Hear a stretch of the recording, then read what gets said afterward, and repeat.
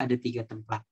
Tenggorokan bawah, tenggorokan tengah, dan tenggorokan atas. Ya, teman-teman sekalian. Nah, di tenggorokan bawah ada huruf hamzah, ha, kemudian di tengah ada ain dan ha, dan yang ketiga adalah di ghain dan kha yang berada di ujung. Untuk lebih tepatnya teman-teman sekalian nanti bisa ya mendengarkan ulang dicuplikan daripada YouTube Al-Futuwah dan juga daripada YouTube saya ya Jalani As-Siddiq. Baik. Kemudian di bagian yang ketiga ada lidah. Di lidah di sini ada banyak sekali makhraj yang bisa kita dapati. Makanya lidah ini disebut dengan apa namanya kalau bahasa Arabnya itu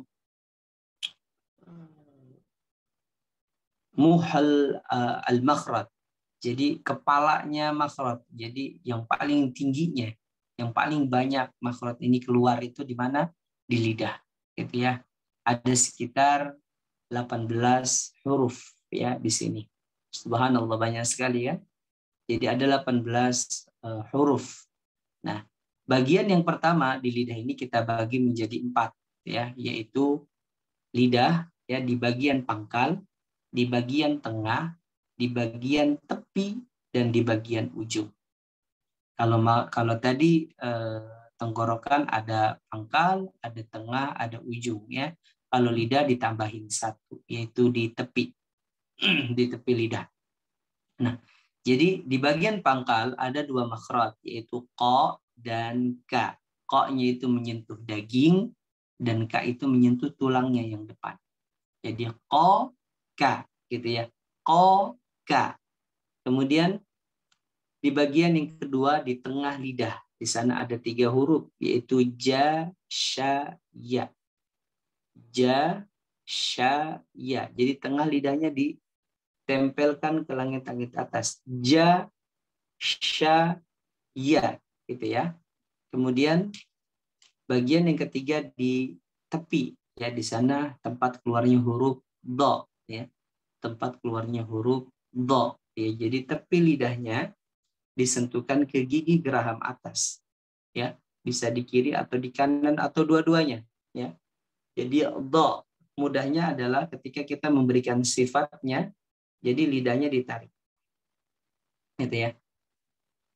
Lidahnya agak menarik karena dia nanti memiliki sifat itbaq ya dan juga memiliki sifat istitalah.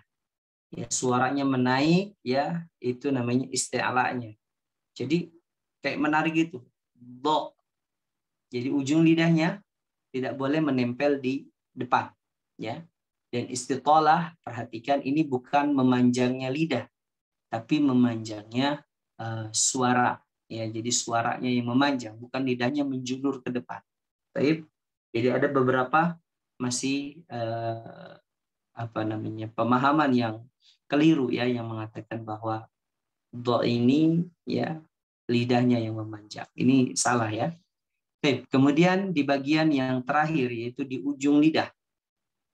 Di ujung lidah ini ada ujung ya yang disebut dengan ujung permukaan ya, kemudian ada punggung daripada ujung lidah, dan yang terakhir adalah kepalanya lidah. Nah, di ujung permukaan yang disebut dengan torfun ada 2 huruf yaitu la sama na. Kalau la menyentuh gigi ya, gigi depan yaitu dari gigi al-anyab, gigi taring sampai dengan gigi seri depan yang 4. Jadi la disentuhkan aja la. Kemudian kalau na ya disentuhkan ke gusi. Na, la, na. Nah, kemudian bagian lidah yang kedua di ujung itu ada punggung. Ini punggungnya, ini lidah kita. Yang pertama adalah di sini disebut dengan torfun. Kemudian belakangnya sini namanya punggungnya. Nah, disinilah tempat keluarnya huruf ra yang masih banyak ini. Ya, dalam membaca ra ini masih banyak yang salah. Jadi ra di sininya ya. Nih. Ra ditaruh di atas antara langit-langit dengan gusi atas ya. Jadi di situ ra. Tidak boleh mulutnya ru. Ra gitu ya. Kemudian teman-teman sekalian, ya. Setelah di punggung ada yang namanya di kepala. Jadi saya ulangi lagi, di ujung tuh ada yang namanya permukaan, ini namanya torfun. Kemudian ada di punggung, ya ini namanya dhahrun. Kemudian ada ra'sun. Jadi bagiannya lebih banyak di sini. Nah, ini menempel. Jadi ditempelkan ininya, ya yang pertama adalah ke gusi. Kalau na itu ininya yang nempel, ya bukan ininya. Jadi jangan na, jangan gitu, jangan na, karena na nanti memiliki sifat tawassut, ya, atau bainiyah, pertengahan, tidak boleh ditekan, ya. Jadi makanya dia ininya yang nyentuh, bukan ininya, ya. Baik. Jadi yang ininya yang nyentuh ada huruf, ya, yang sama seperti na disentuhkan ke gusi, yaitu huruf to. Yang to boleh teman-teman sambil mengikuti, ya. To, da, ta, gitu ya. To, da, ta. To, da, ta. Disentuhkan. Kemudian kepala lidahnya, ya, kita turunkan ke gigi seri bawah. So, gitu ya. Jadi nggak boleh ngucapinnya so, jangan. So. Jadi ujung lidahnya turun ke gigi seri bawah. So, sa, za, gitu ya. So, sa, za. Kemudian selanjutnya masih di kepala lidah karena ada 3 makhraj, ya. Jadi ujung lidah, kepala lidahnya ini disentuhkan sekarang ke gigi, ya, ke gigi. Pertama tadi kalau ke gusi to data, nah kalau ke gigi turunin, ya, yaitu dho, za, sa. Jadi disentuhkan dho, za, sa. Jadi dho, za, sa. Turunin sedikit, ya, lidahnya agak sedikit kelihatan, ya, ujungnya, ya, agak digigit. Fahadits, gitu ya. Teman-teman sekalian, nah itulah di lidah, di bagian yang ketiga, yaitu di bagian lidah, yaitu di kepalanya, ya. Dan lidah ini merupakan bagian yang keempat, ya, daripada makhraj. Saya ulangi lagi, ya. Yang pertama adalah al-jawf, ya, yaitu tempat keluar huruf mat yang berada di rongga. Kemudian al-halq, ya, yaitu tempat keluarnya di bagian tenggorokan, ya. Di sana ada 3 makhraj, ya, yaitu di bagian pangkal, kayak gitu kan, di bagian tengah dan di bagian ujung. Dan kemudian yang ketiga, ya, yaitu di lidah. Di lidah ada 4 bagian, yaitu bagian yang pertama adalah pangkal lidah, bagian yang kedua adalah tengah lidah, bagian yang ketiga tepi lidah, dan yang bagian keempat lidah adalah ujungnya. Nah, di ujung tadi, ya, ada 3 tempat tuh. Todata, sozasa, dhodasa. Kita runtutkan, ya. Dari yang pertama dari al-halq, a, ha, di pangkal. Tengahin, a, ha. Kemudian yang berada di ujung, ga, kha. Di lidah, di pangkalnya, o, ka. Kemudian di tengahnya, ja, sha, ya. Kemudian di tepinya, do. Kemudian di ujungnya ada 3, ada torfun, ada dhahrun, ada ra'sun. La, na, ra. Sentuhkan ke atas, nempel. To, da, ta. Turunin ke bawah. So, za, sa. Kemudian ke gigi. Dho, za, sa. Alhamdulillah. Inilah yang dikatakan oleh Ibnul Jazari. Makharijul hurufi sab'ata ashar. Ala alladhi yakhtaruhu man ikhtabar.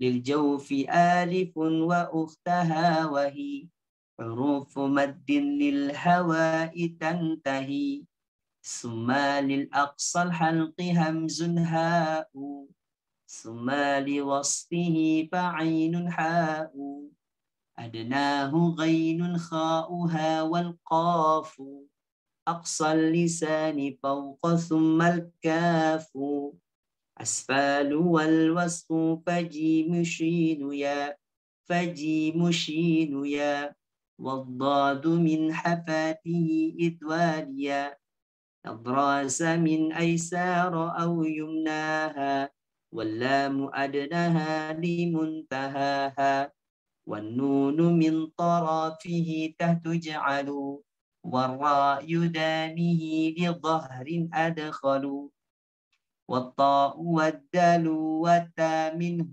ومن عليا الثنايا والصفير مستكن منه ومن فوق الثنايا السفلى والضاء والذال والثال العليا من طرفيهما ومن بطن الشفة فالفاء مع أطراف الثنايا المشرفة للشافتين واو باء ميم وجنة مخرجها الخيشوم. Ini yang dikatakan oleh Imam Ibnul Jazari rahimahullah. Nah, bagian yang keempat pada organ kita adalah di bibir, ya, lisyafataini wawun ba'un mim. Nah, bibir ini ada dua bagian. Yang pertama bibir bawah dengan gigi, yaitu fa. Bibir ketemu dengan gigi, ya. Jadi batni syafah, perut bibir tengah sini dengan tanaya, ya, dengan gigi ini. Gigi seri 2. Fa. Kemudian nisyafatainin. Kemudian dua bibir, ya, ada waw membentuk bulatan wa, kemudian ada ma, ya, dari tutup kemudian membuka, wa membentuk bulatan, ma dan ba, begitu ya. Jadi ada dua makhraj di sini, ya, yaitu fa, waw, ma dan ba. Jadi fa sendiri, ya, waw, ma sama ba menggunakan dua bibir. Baik. Kemudian di bagian terakhir di makhraj, yaitu di bagian al-khayshum.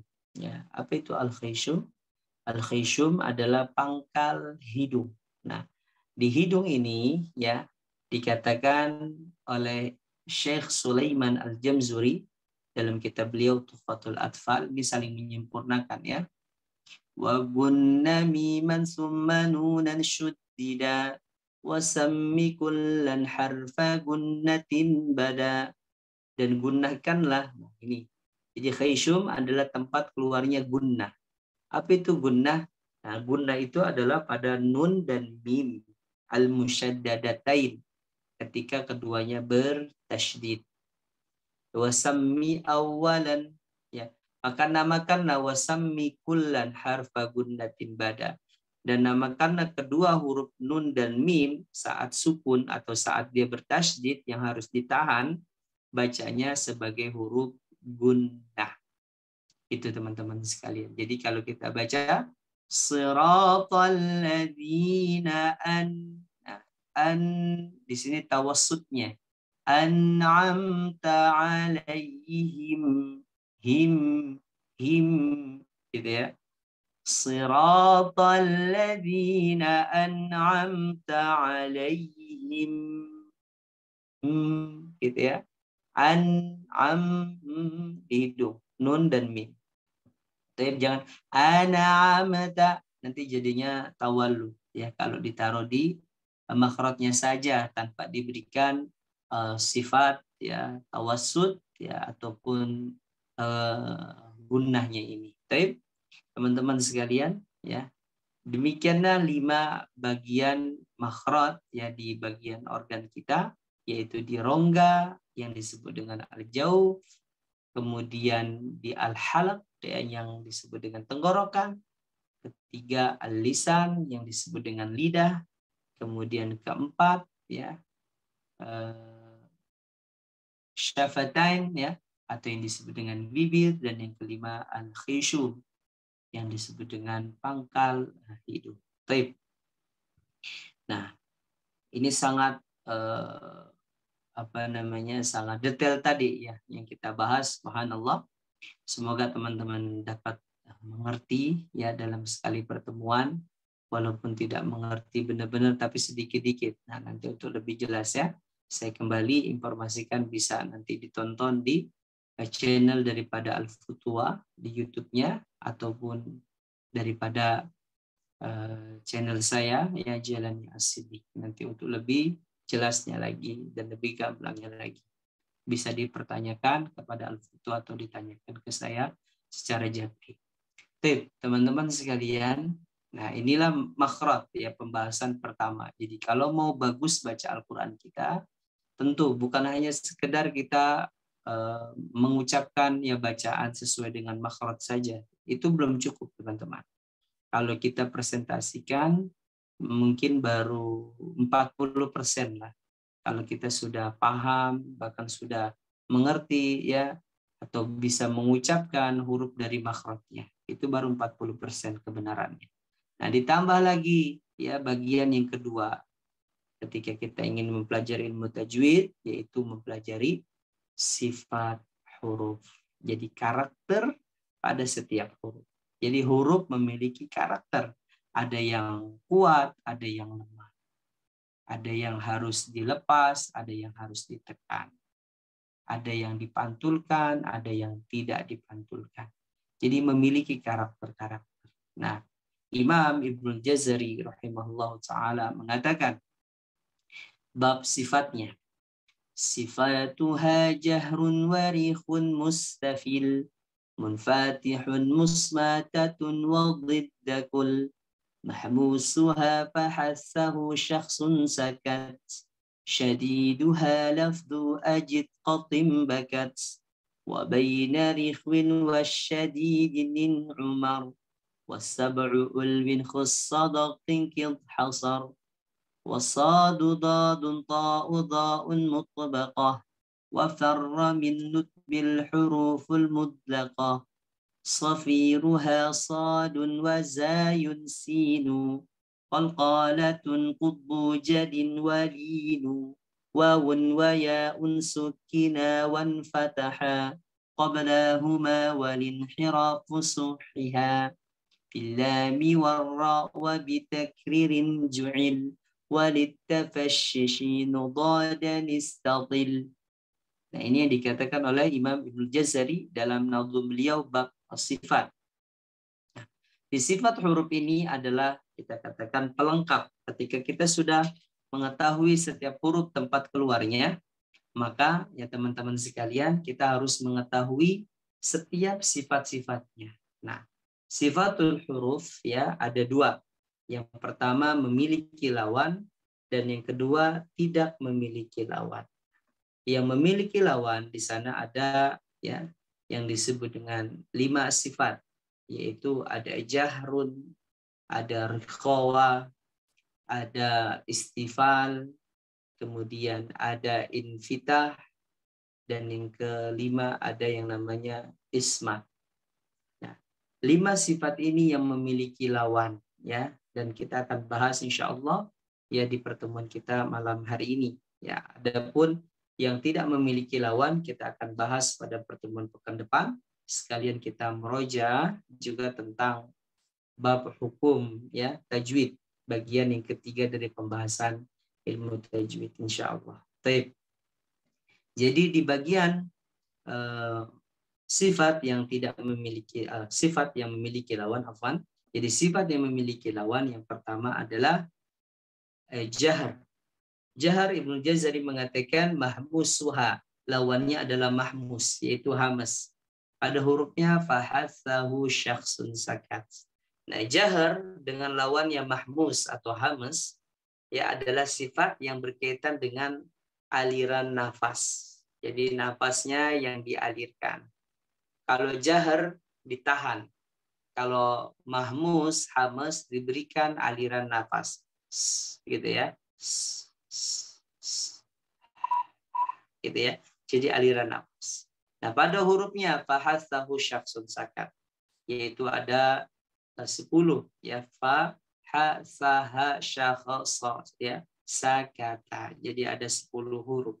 Nah, perlu diketahui catatannya teman-teman sekalian, sifat hamas ini diberikan lebih ya khususnya ketika dalam keadaan sukun. Karena masih banyak yang keliru ya saat dalam keadaan harokat ya, seperti contohnya huruf ta dijadikan ta ta ta ta, ka gitu ya jadi ka ka ka kayak gitu. Nah, ini keliru ya. Nanti kalau sa berarti sa sa harus diberikan nafas dulu keluar. Ini salah ya. Sa itu desisnya desis suara ya pada sofir, bukan dari hamsnya. Ha memang begitu keluarnya dari sini. Ya ada keplongan tenggorokan kita. Jadi bukan karena ada hamsnya ha gitu, enggak. Ya, biasa dia ha gitu ya, bukan ha gitu ya. Ditambahin tekanan hamas enggak. Makanya ini keliru ya. Jadi hamas ini diberikan saat dalam keadaan sukun ya. Untuk lebih gamblang dan lebih jelasnya nanti boleh ditonton di rekaman ulang ya daripada video Al-Futuha dan juga daripada video saya Jalan Yasin. Jadi teman-teman sekalian ini bagian yang pertama ya daripada huruf. Nah, huruf ketika sudah diberikan sifatnya, misalkan huruf sin, huruf sin lah ya, dalam keadaan sukun dia diberikan sifat hamasnya, mus, gitu ya, bis, nggak boleh bacanya Bismillah, Bismillah, Bismillah, cuma Bismillah, bis. Itu suaranya doang. Hamasnya berikan Bismillah itu. Bismillah nggak boleh. Bismillahirrahmanirrahim. Ihdinas siratal mustaqim. Mustaqim gitu. Ihdinas siratal mustaqim. Jadi diberikan hamznya ya pada huruf sin karena masih banyak ya di awal ketika membaca bismillah ini ya, tidak keluar hamznya. Baik. Kemudian yang kedua adalah rikhun ya atau rokhawah dengan lawannya syadidu halafdu ajid qatim bakat. Pada hurufnya ajid qatim bakat. Nah, rikhwin dan syiddah ini adalah sifat yang berlawanan yang berkaitan dengan suara. Kalau rokhawah suaranya lepas. Sedangkan kalau syiddah suaranya ditekan. Contohnya huruf ya saat dalam keadaan sukun ai ada i-nya itu ya i ada suara i gitu ya. Waw juga sama au ada u. Nah, beda dengan huruf ya ajid qatim bakat yaitu huruf syiddah. Contohnya huruf to deh. Kalau sukun al udah mati kecuali ditambahin qalqalah ya. Al-to itu qalqalahnya mantul, bukan suaranya. Ya bukan al enggak, tapi al mati langsung. Oh, contohnya al hamzah contohnya a gitu ya. Yu'minu walladzina yu'minu, tidak walladzina yu'minu enggak, tapi yu'minu. Jadi dimatikan. Nah, ini sifat syiddah. Nah, syiddah juga sama ya, lebih dominan diberikan saat hurufnya dalam keadaan sukun ya atau dia didahului oleh panjang. Contohnya idza jaa nas gitu ya. Nah, jadi saat dalam keadaan sukun atau sebelumnya panjang hurufnya. Baik al-haq. Nah, setelah panjang kemudian masuk ke qaf ditekan. Al-haqqah gitu.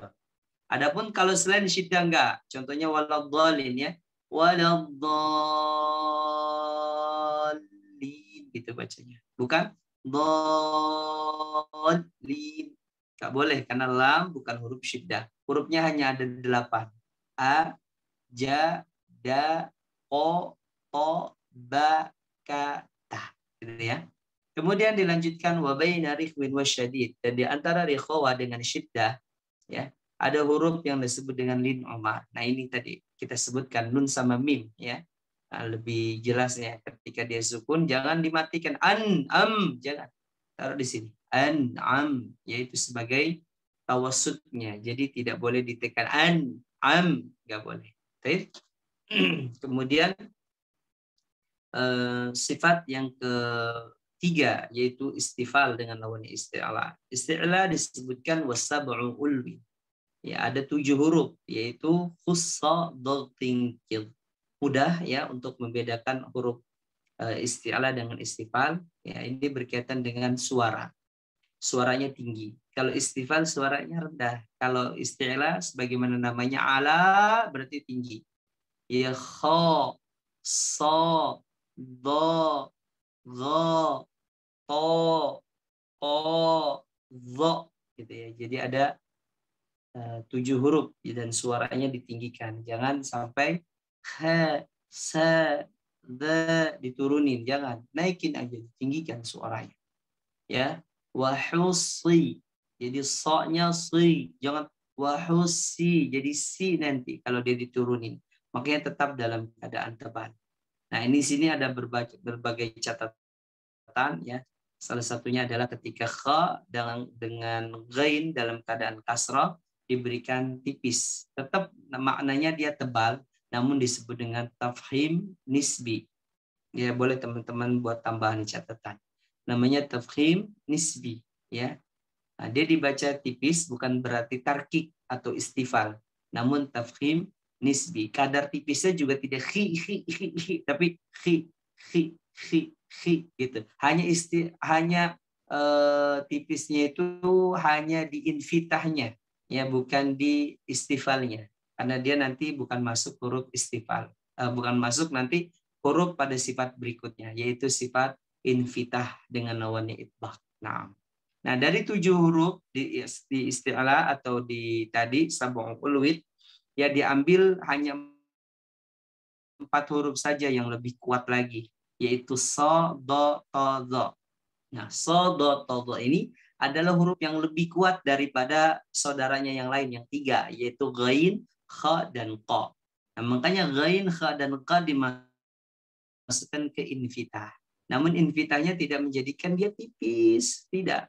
Namun menjadikan dia sebagai tafhim nisbi. Ya, yaitu istilahnya dia tetap dibaca tebal, cuman tidak terlalu kho, atau dia kasroh ya masih dalam keadaan tebal khi, atau dia gi jadi ya harus gi dia jadi gi tetap dibaca tebal, enggak, ditipisin ri khi, tapi jangan khi terlalu di mereka karena artinya kasroh itu artinya inkasar, artinya memecah antara satu bibir bawah dengan bibir atas itu mecah tipis gitu, i gitu kan, bukan begitu bacanya, bukan gi tapi gi ya, apa namanya, dilepas bagian infitah itu artinya kan membuka, jadi jangan menutup ya bagian apa nih, bagian temboloknya di sini nih, jangan dibuka gitu ya. Kok juga demikian, dia tetap dibaca ya isti'la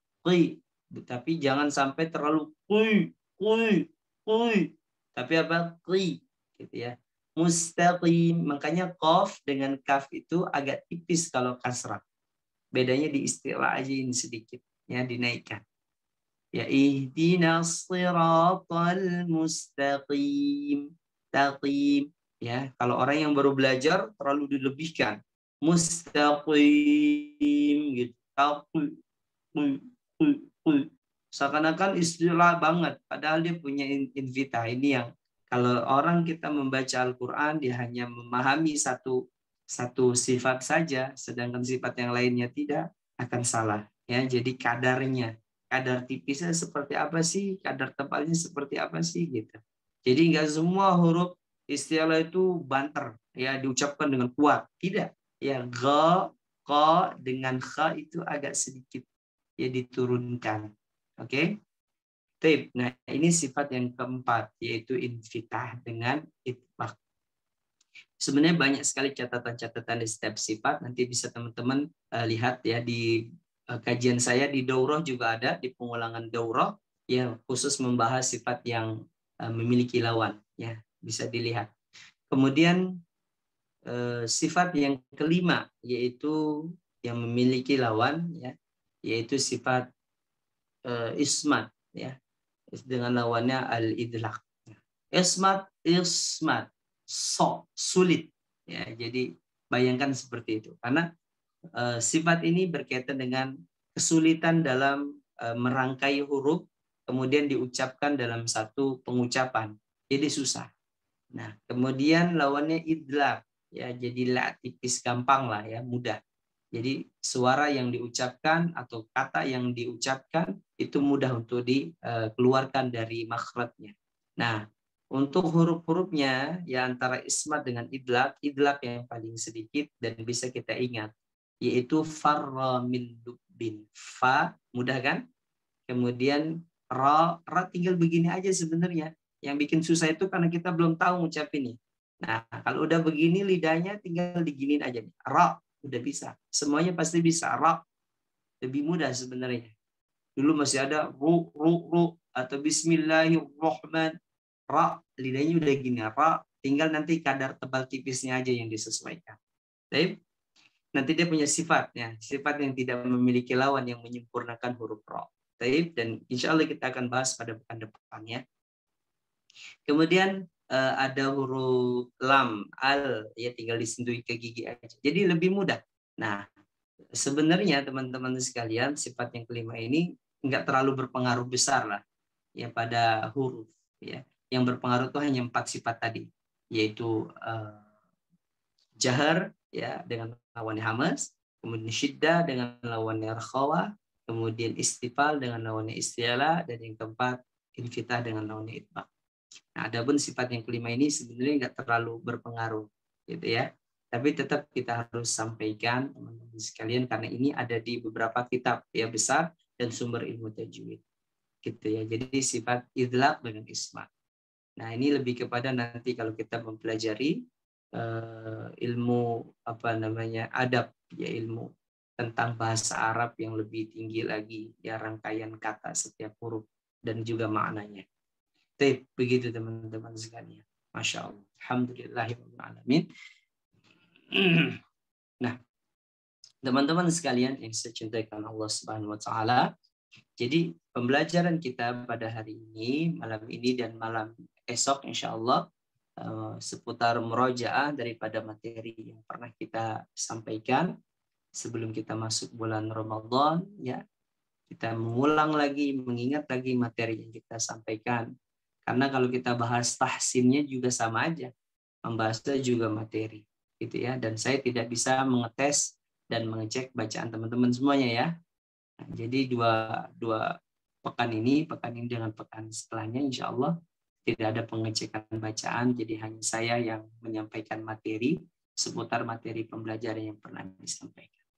Baik, demikianlah teman-teman sekalian yang bisa saya ulangi, ya yang saya murojaah ya pada pertemuan kita malam ini.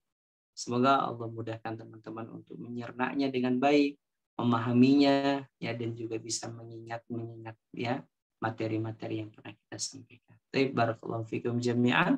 Untuk selanjutnya kalau ada yang mau bertanya, tafadhol, saya kembalikan ke khas. Jika tidak ada, nanti kita akan cukupkan. Baik, saya kembalikan ke khas. Barakallahu fikum. Jazakallahu khairan Ustaz atas materi yang telah disampaikan. Tafadhol bagi bapak-bapak atau ibu-ibu atau teman-teman yang ingin ditanyakan, tafadhol bisa secara langsung atau melalui via chat.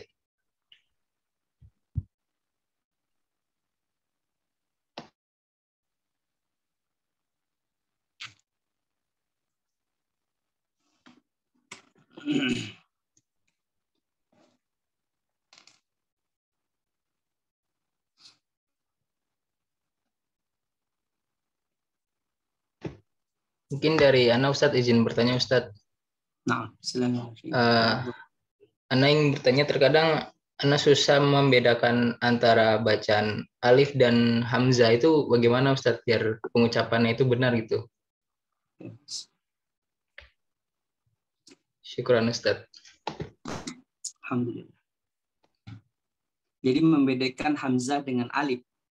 Iya Ustadz. Baik. Dalam Rosem Usmani ya, dengan standar yang berbeda, yaitu standar RI ya Kemenang dengan standar Timur Tengah itu berbeda ya. Kalau standar kita alif itu ya hamzah, hamzah itu alif gitu ya. Jadi nggak ada bedanya, sama aja kayak gitu. Karena yang namanya berdiri itu udah disebut dengan hamzah atau disebut dengan alif. Jadi nggak ada bedanya teman-teman sekalian. Disamakan kayak gitu ya. Nah, makanya untuk simpelnya begitu, karena kebanyakan orang kita nggak terlalu mementingkan mempelajari ilmu imla atau ilmu khat gitu ya, atau ilmu ta'bir gitu, nggak terlalu mementingkan. Pokoknya ya yang penting bisa baca, sebagaimana para kiai-kiai kita ya, para ustadz-ustadz kita zaman-zaman dulu ketika baru pertama kali ngaji kan, udah yang penting bisa baca dulu gitu. Yang penting mau bacanya mau benar, yang penting tahu dulu ini huruf apa gitu kan. Makanya disayangkan sekali ketika ada orang yang udah sepuh ya, saya ngajar di beberapa tempat, ada orang sepuh yang mereka berkata ya pengajian dulu sama pengajian sekarang berbeda. Jadi setiap ustadz ngajarnya beda-beda kayak gitu. Padahal nggak, sama aja gitu. Cuman kita menyempurnakan apa yang dulu fondasi itu udah dibangun oleh para kiai kita, oleh para ustadz-ustadz kita dulu ketika kita pertama kali ngaji. Jadi dulu membawa simpel. Sekarang juga simpel sebenarnya. Nah, kita sempurnakan itu. Baik.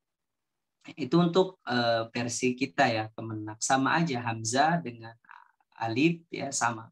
Ya, intinya kalau hamzah ya berharokat, alif juga berharokat. Nah, berbeda dengan standar Timur Tengah. Jadi untuk membedakannya.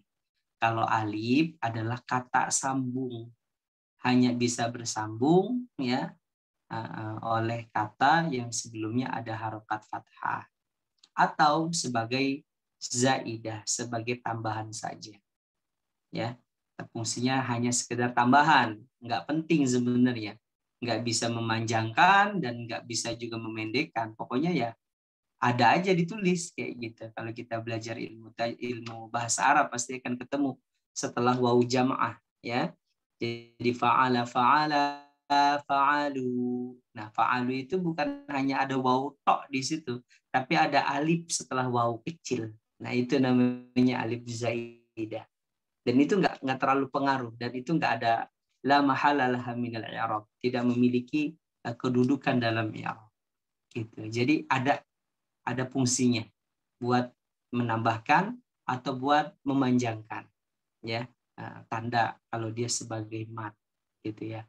Itu kalau di standar Timur Tengah ya, atau standar internasional lah, karena semuanya sebenarnya menggunakan kaidah itu gitu kan. Alif itu ya bukan hamzah ataupun sebaliknya. Nah, kalau hamzah ya hamzah gitu kan, dia bisa berharokat. Apabila ada alif kemudian berharokat, itu hakikatnya hamzah. Jadi alif ditulis di atasnya hamzah. Atau alif berharokat kasrah, itu ada alif ditulis di bawahnya hamzah. Karena hamzah memiliki 4 kedudukan. Ya, bisa ditulis di atas alif, bisa ditulis di bawahnya juga gitu kan. Bisa ditulis di atas ya begitu kan. Bisa ditulis di atas wawu ya. Dan satu lagi, alif bisa berdiri sendiri. Sama kan alifnya sendiri kan. Hamzahnya sendiri kan. Gitu. Jadi hamzah memiliki 4 tempat. Bisa ditulis di atas alif atau di bawahnya, kemudian di atas ya, di atas wawu, dan juga berdiri sendiri. Itu dalam ilmu imla kalau kita mempelajari, teman-teman sekalian. Itu ya akhina Evan, terima kasih atas pertanyaannya. Jadi mau mana mudah yang kita pakai? Ya dilihat dari mushafnya. Jadi mushafnya standar Kemenak, sama semuanya Rasul Usmani, cuman standarnya aja yang beda. Ya, standarnya yang beda. Mau Kemenak juga udah standar Madinah ya, atau mungkin langsung dari Timur Tengah seperti Mujamma' Malikul Fahad atau Mushaf Al-Azhar ya, standar Damaskus atau standar Mesir atau standar Beirut. Begitu. Nah, terima kasih atas pertanyaan. Jazakallahu khairan Ustaz atas jawabannya. Pertanyaan selanjutnya Ustaz dari kolom chat dari _mega. Di umur berapa anak mulai diajarkan makhraj dan sifat huruf Ustaz? Tafadhol Ustaz. Nah, Alhamdulillah, terima kasih atas pertanyaannya. Untuk mengajari anak makhraj dan sifatul huruf, ya, ketika anak mulai bisa ngomong, ya, ketika anak sudah mulai bisa baca, sebagaimana saya nih punya anak, tiga-tiganya masih kecil, cuman ada yang baru bisa lancar bicara, ya, itu umur 3 tahun, anak perempuan saya, sudah mulai dikasih tahu cara ngucapin kayak gimana. Ya, betul, panda, ya. Kalau mungkin ngedengar anak saya ngomong-ngomong N tuh kayak ada dengungnya dia, panda, ya, pulang, gitu. Jadi ada eng-nya, ada n-nya, ada m-nya gitu ya, mobil, ya, makan. Jadi udah langsung dikasih tahu.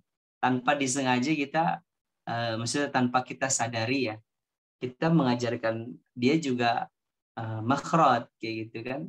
Karena hampir sama huruf alfabet, ya. Huruf alfabet dengan huruf hijaiyah, ada beberapa huruf yang hampir sama. Cuman ada yang memang tidak bisa diucapkan sebagaimana alfabet, ya.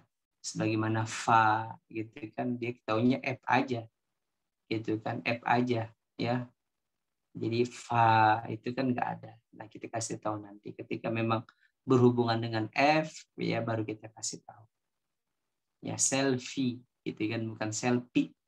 Nah, jadi kita kasih fi.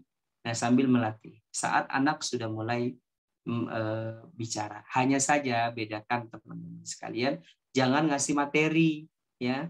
Materinya itu diberikan ketika memang dia sudah mulai matang berpikir. Biasanya kalau saya memberikan materi tajwid itu kepada anak-anak usia SMP, ya, dan juga SMA ke atas lah. Kalau namanya marhalah itu ada 3. Marhalah sigor itu dari umur 4 tahun sampai 12 tahun. Kemudian marhalah mutawasid dari usia SMP sampai SMA. Dan marhalah kibar, dewasa. Jadi mutawasid itu remaja, ya. Nah, mulai dari remaja boleh kita memberikan materi-materi itu, ya. Apalagi kibar tentunya, ya. Udah harus benar-benar, ya, paham karena mungkin buat bekal mengajar begitu. Kalau yang memang ingin mendedikasikan dirinya untuk mengajar gitu. Gitu ya. Jadi dari makhraj, ya, pertama kali dia bisa bicara, tapi bukan dalam bentuk materi. Nah, umur 4 tahun misalkan kita kasih materi, ini lepatnya di sini, ini tepatnya di situ, bingung dia, nggak paham. Cuman kita langsung memberikan prakteknya. Ketika anak belum bisa baca Al-Quran, maka kita mentatihnya dengan bacaan kita. Lihat Pak Ustadz. A'udzu birabbin nas, malikin nas, gitu. Jadi ditatih dari situ, ya, dari semenjak mereka usia bisa bicara. Baik, alhamdulillah. Terima kasih atas pertanyaan. Ada lagi? Kalau ada kita coba. Maaf Ustadz, saya izin bertanya. Nah, apakah pengucapan lafaz makhrajul huruf di dunia itu semuanya sama? Dan misalnya perbedaan antara makhrajul huruf di Indonesia dan di Arab itu ada yang beda nggak Ustadz, pengeluaran ucapannya gitu Ustadz? Terima kasih. Nah. Alhamdulillah. Terima kasih atas pertanyaannya, Khina. Jadi untuk pengucapan makhorijul huruf di seluruh dunia sama, ya, sama. Cuma nanti ada beberapa perbedaan dan itu nggak banyak, ya. Contohnya dalam pengucapan so, ya, so, ya, so ini, ya, beberapa ahlul Mesir membacanya dengan memberikan tasyummum bil fam. Jadi bibirnya agak maju sedikit. Jadi so. Jadi tidak maju so tidak, ya. Tapi agak sedikitkan maju dikit. So gitu, ya. Jadi ahlu Mesir beberapa ya, dan itu nggak banyak, dan ini dibolehkan karena nanti berkaitan dengan qiraah ya di setiap negeri. Alladzina hum an shalah, ada yang menyebutnya solotihim, tapi tidak solo, tidak, tapi solotihim gitu. Jadi bibirnya agak maju sedikit, namun tidak banyak. Nah, nanti itu berkaitan dengan qiraahnya. Ya, bukan lantas kita boleh kayak gitu. Enggak. Kita qiraahnya apa? Ya, qiraah kita apa standarnya? Oh, qiraah kita adalah Asim, ya, riwayatnya Hafiz ya, dan juga Syu'bah. Apakah ada yang bacanya seperti itu? Kita belum menemukan. Namun kalau membaca kayak gitu ada tadi yang bibirnya agak maju sedikit, agak besar. Nah, itu berkaitan dengan qiraah nanti. Begitupun ra. Ada ra ya. Ada ra, ada yang membacanya bukan ra tapi ra. Itu kembali kepada qiraah ya. Walakhiratu khairul laka minaluli, gitu ya. Walakhiratu, ra bacanya. Ustadz, bagaimana kalau ada orang bacanya ra salah apa benar? Dilihat dulu dia bacanya bacaan apa. Kalau dia bacanya adalah bacaan kita, nggak ada bacanya ra, tapi ra. Kayak gitu. Gitu ya. Akhirnya semoga terjawab. Jadi semuanya sepakat gitu kan tentang pengucapan makhraj. Nah, adapun tinggal dilihat gini. Marhalah thalabul ilmi itu berbeda. Ya, bisa jadi ustadz ini marhalanya masih di bawah, ustadz ini marhalanya lebih tinggi. Tinggal bagaimana ketika kita mendengarkan materi, nanti kan bisa di ustadz ini. Kita punya penilaian sendiri, kayak gitu. Ketika dia ditanya, hukum iklab bagaimana? Apakah dibaca rapat, apa dibaca merenggang? Mungkin ada yang membacanya merapat, gitu kan? Dikatakan nggak ada yang bacaan merenggang, tapi ada yang mengatakan merenggang, ya. Bacanya merenggang yang benar ya, dan ini sanad ya. Kemudian yang dirapatkan boleh itu ijtihad. Kira-kira pilih jawaban ustadz yang pertama atau ustadz yang kedua? Tentu ustadz yang kedua, dan dia bisa menjelaskan dengan detail. Sedangkan ustadz pertama dia hanya tahu seputar itu aja. Dan ini yang dikatakan oleh Imam Syafi'i penyakit para pengajar ya. Terkadang kalau memang dia sudah nggak tahu, ya dia malu untuk mengucapkan wallahu a'lam atau anna la a'rif, saya tidak tahu, kayak gitu ya. Jadi lihat ada para masyayikh ya, hafizahumullah wa rahimahumullah jami'an, ketika mereka ditanya yang mereka nggak tahu, katakan wallahu a'lam atau anna la a'rif, saya tidak tahu, begitu. Jadi seakan-akan udah ilmu hanya udah mendasar, yang paling tinggi dia aja, enggak kayak gitu. Begitu, nanti bisa kita lihat, oh Ustaz ini marhalahnya lebih tinggi keilmuan dalam bidang fikihnya, dalam bidang akidahnya, dalam bidang tahsinnya, dalam bidang tafsirnya. Nah, kita bisa melihat itu. Jadi bukan lantas berbeda-beda, bukan. Bisa jadi karena marhalah belajar. Ini yang dikatakan oleh Syekh Aiman Rusdi Suwaid ya. Hafizahullah. Alhamdulillah.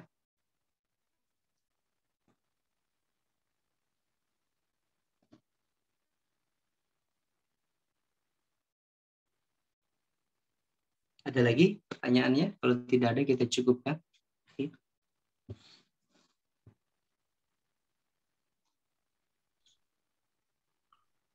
Mungkin sesi tanya jawab cukup Ustadz. Mungkin ada nasihat penutup Ustadz. Tafadhol. Alhamdulillah, salatu wassalamu ala rasulillah wa ba'du. Ayuhal ikhwa wa akhwati fillah, terima kasih atas segala waktu yang telah disempatkan. Ya, semoga Allah terus memberikan nikmat ini kepada kita semua, bahkan sampai nanti bulan Ramadan ini, Ramadan berikutnya, sampai Allah Subhanahu wa taala mencukupkan kita untuk hidup di dunia ini. Jadi teman-teman sekalian, saya ceritakan Allah, ya siapkan bulan Sya'ban ini dengan perbanyak amalan kebaikan. Biasa melakukan kebaikan, salat malam, tilawatil Quran, bersedekah, menyambung silaturahmi, dan lain sebagainya. Dinamakan dengan Sya'ban karena ya maknanya adalah cabang. Nah, di sini kita bisa menumbuhkan cabang-cabang kebaikan. Nanti di bulan Ramadan kita tinggal siram, tinggal kita pupuk. Ketika di penghujung bulan Ramadan kita tinggal memetik buahnya. Begitu teman-teman sekalian. Jadi dikatakan oleh Imam Abu Bakar Al-Balkhi, beliau mengatakan sebenarnya beliau ini ulama bukan hanya dalam bidang fikih, tapi juga beliau luar biasa dalam bidang matematika. Ya, saya baca beberapa sejarah tentang beliau, luar biasa. Bahkan beliau berteman baik dengan Abu Hasan, ya, Abu Hasan Al-Balkhi, ya, salah satu yang menemukan galaksi, ya, yang disebut dengan galaksi yang Masya Allah, saya lupa. Kalau disebut dalam bahasa Yunaninya Margaret, ya, Margaret. Jadi Abu Bakar Al-Balkhi ini, ya, salah satu murid daripada Abu Hasan Al-Balkhi. Jadi, nah, beliau pernah mengatakan berkaitan dengan bulan, ya, Ramadan, sangat indah sekali. Beliau mengatakan bulan Rajab itu bagaikan awan. Bulan Rajab itu bagaikan angin, ya, dan bulan Sya'ban bagaikan awan. Sedangkan bulan Ramadan bagaikan hujan. Kalau seseorang, ya, ingin sempurna, ya, perjalanan kehidupannya dari hari demi hari, ya, untuk mendapati hujan yang lebat, ya, kemudian menyuburkan tanamannya, maka laluilah 3 tahapan ini. Ya, Rajab dengan mengoptimalkannya, Sya'ban sama, dan Ramadan di penghujungnya tinggal menuai kebaikan. Begitu teman-teman sekalian, barakallahu fikum jami'an. Syukran ala ihtimamikum wa syukran ala hudurikum. Fa naltaqi insyaallah usbu al-ati. Dan terakhir saya ingin memberikan informasi. Saya ada kelas 4 hari, ya, untuk daurah secara online, perbaikan bacaan surah Al-Fatihah dari hari Kamis berurutan, Kamis, kemudian Jumat, Sabtu, dan Minggu, ya, Ahad, ba'da Isya. Jadi bagi teman-teman yang hadir di sini ingin musyarakah, ingin bergabung, tafadhol, nanti bergabung di salah satu lembaga basic ilmu di daerah Bekasi. Ya, semoga bisa berpartisipasi dan juga teman-teman semuanya bisa mengikuti kajian tersebut. Insya Allah sangat bermanfaat bagi kita untuk perbaikan bacaan Al-Quran kita. Untuk linknya, teman-teman bisa mampir ke Instagram saya, ya, atau langsung ke Instagram daripada Basic Ilmu yang saya sudah follow. Nanti teman-teman bisa bertanya kepada mereka, ya, bagaimana prosedur untuk mengikuti daurahnya. Baik, demikianlah informasi dan juga materi yang bisa saya sampaikan. Kurang lebihnya mohon maaf. Yang benar hanya milik Allah dan kurang dari kekurangan dan kefakiran saya. Barakallahu fikum jami'an. Saya akhiri dengan salam dan nanti ditutup oleh hostnya, ya, daripada Al-Fatwa, dan saya terima kasih kepada seluruh jajaran panitia penyelenggara kajian pada malam hari ini. Billahi taufiq hidayah, alhamdulillah. Assalamualaikum warahmatullahi wabarakatuh.